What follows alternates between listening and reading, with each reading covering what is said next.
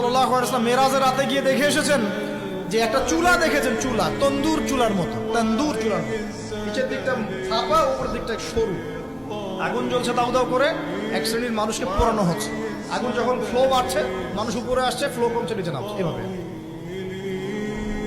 রাসূলুল্লাহ সাল্লাল্লাহু আলাইহি ওয়াসাল্লাম জিজ্ঞাসা করলেন, ইয়া জিবরিল, এরা কারা? জিবরাইল আলাইহিস সালাম বলছে, এরা আপনার উম্মতের সেই সব ব্যক্তি যারা জিনার পাপে লিপ্ত ছিল এবং তাদের এই আযাব থেকে এত দুর্গন্ধ বের হচ্ছে কল্পনা করতে পারবেন না।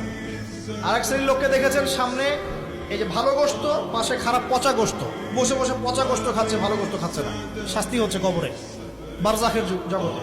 নবী জিজ্ঞাসা করছেন, এরা কারা? জিবরাইল আলাইহিস সালাম বলছে, এরা হচ্ছে আপনার উম্মতের সেই সব ব্যক্তি যাদের ঘরে পবিত্র স্বামী ছিল, পবিত্র স্ত্রী ছিল, তাদের সাথে সন্তুষ্ট না থেকে তারা পরকীয়া করেছে।